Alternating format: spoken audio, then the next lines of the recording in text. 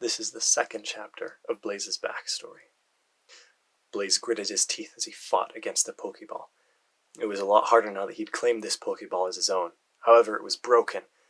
Earlier, when G needed him, that made it all the easier for him to break out. Now, though, as he fought against the Pokeball, it was harder than any Pokeball he'd ever tried to break out of, even, more powerful balls. And he couldn't even just get a grip on the thing to break out, which he knew that was the point, but it was still infuriating that he couldn't do this thing. He let go for a moment to catch a breath. It was strange how mental exertion translated to physical exertion within a Pokeball. But he took a moment before getting back into it.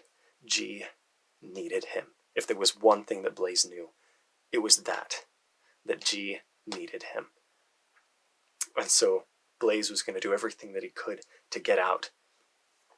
And as he pushed, harder than he'd even pushed to get from the world of Pokemon to the world of darkness, which was the hardest thing he'd done up to that point. But this was somehow even harder. And as Blaze channeled everything he could, digging his hooves into the dirt and just focusing his mind on the core of his power where his fire came from, he suddenly became aware of a well of power that he'd never quite felt before.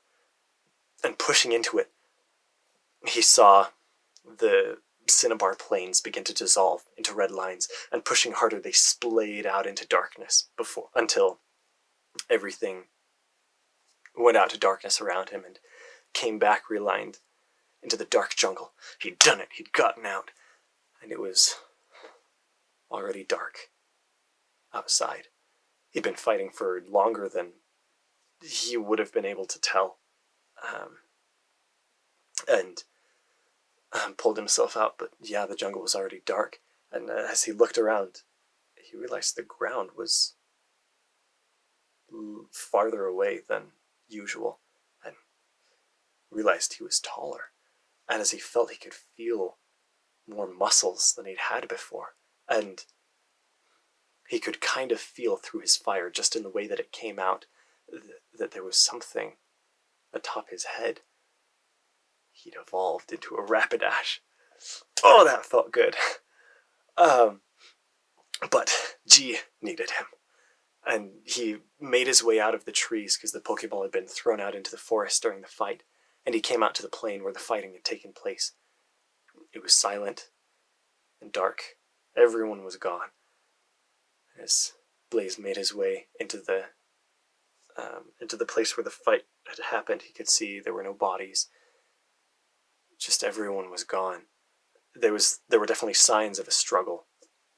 Char marks on the ground, he could see blood, and a trench that was dug through the majority of the clearing and out into the trees where he could see darkened wood chips. What had happened here? He wasn't sure, but he was all the more determined to find G and make sure that he was okay. Blaze wasn't sure what he was going to do, but G needed him in the same way that Blaze needed G. And trying to determine the way that everyone had gone, he dashed off into the trees, ducking under branches and leaping over pools of scalding water. The fire from his hooves and his mane lit the way through the jungle as he made his way through. And to the side he could see the ground coming up into a ridge, and so he dashed up the ridge and came to the top where he could see over the tree line below. And scanning out, he could see Demayas Cry along the way, the massive green city rising up into the sky. He was going the wrong direction. Blaze huffed and came down off the ridge and charged again through the forest, heading this time for Demayas Cry. That was the only way he knew to go, the only place that people would have gone. He wasn't sure what else to do, but he had to do something. He had all this pent-up energy. And eventually the jungle made way for planes, and these were a lot easy to charge through.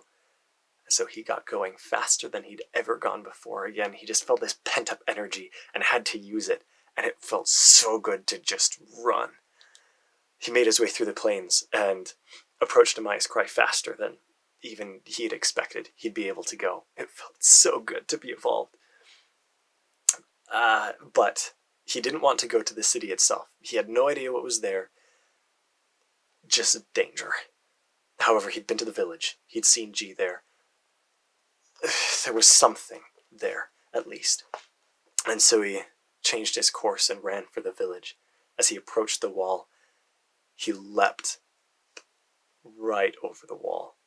Oh, it felt so good to have the muscles that he had now. He slammed down on the cobblestones and charged forward, barely missing a beat. And as he ran forward, he could see Profithian guards in a square down the way.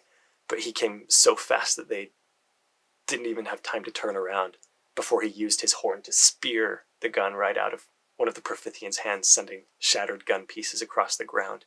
He dug his hooves into cobblestones as he skidded to turn around, throwing sparks into the air. He threw a line of fire across the Profithians behind him, and they screamed out as they tried to put out the fire and scramble away. Within a few moments, the square was quiet, completely silent and dark, other than his flames. Whew. He took a breath and turned, looking around. He kind of recognized this place, and he realized he could smell G. Blaze's sense of smell wasn't wonderful, but it was enough that he could smell that G was here. And Blaze had been here with him. Blaze was able to follow the trail, though shaky, at least a ways before the trail fell dead. Though, as he smelled around, he realized G had gone into one of these houses. Past that point, Blaze had no idea where he'd been, but he could smell G here. And so he stepped up to the doorstep, and despite the late hour, it was dark everywhere else, but there were lights on in this house. And so Blaze threw his head against the door and slammed against it. There was no response, so he slammed his head against the door again, and finally heard someone coming up. And a younger man with brown curly hair opened the door. He looked so tired. As he saw Blaze, he started, said, "Rapid, what the..." He looked outside and he said, I'm sorry, I can't help you. And he went to close the door, but Blaze put his face in the door. And he said, "What? Look, I'm sorry, He said, "Wait. G mentioned a Ponita. Are you?" Blaze nodded his head. He said, "Oh, no." He said, "Look, G came here. I told him that I'm not a part of things. I'm not in the rebellion anymore. I'm sorry, but I can't help you." And he closed the door. And Blaze slammed his head against the door again, and the man opened it, and he said, "Look, you're going to get me in trouble. Go away." And he slammed the door.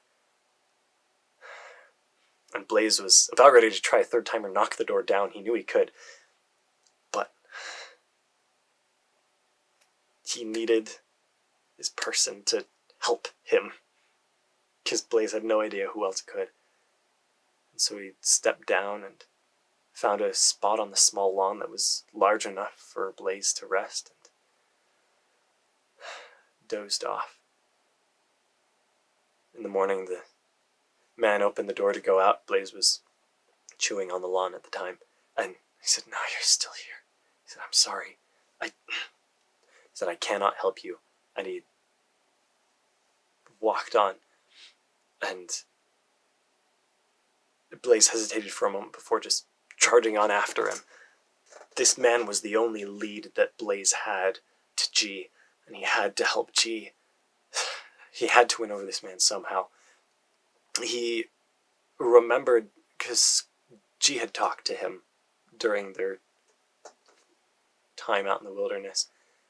He remembered G talking about a man named Grant, and he thinked this was... He thinked, wow, Blaze thought this was him.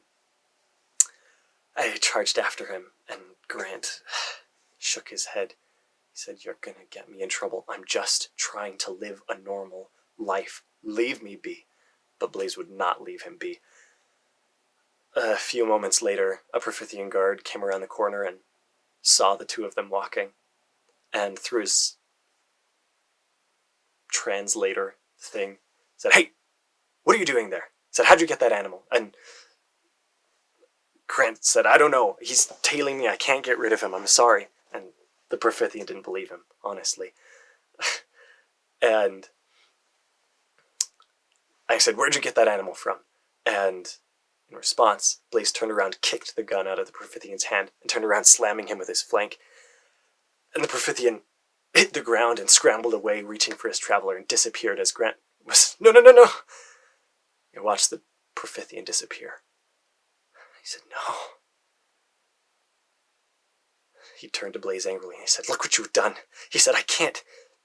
There's no way I can recover from this." He said, "I can't have a normal life." And he sank down to the ground. He said, "Everything is gone again." And he started to sob. Blaze, unsure what else to do, knelt down and put his face up next to Grant's. And Grant pushed him away at first, but eventually just sat there. And Blaze just waited. Eventually, Grant gained his composure and he said, "You're determined to take everything away from me." He said, "How'd you even get here anyway? You should be with G, right?" And he looked into Blaze's eyes and he said, "G's in trouble, isn't he?" Blaze nodded. And Grant said, "What about Scar?" And based off the wreckage that Blaze had seen, no one could be doing very well.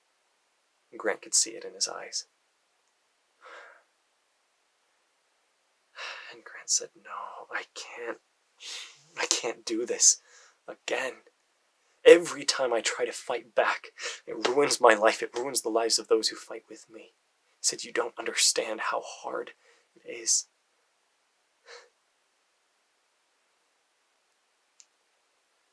I said, "But I guess life was never mine to live. Never has been." I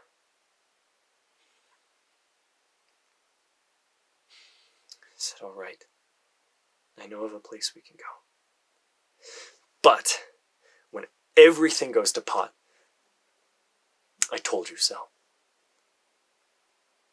End of Blaze's backstory, part 2.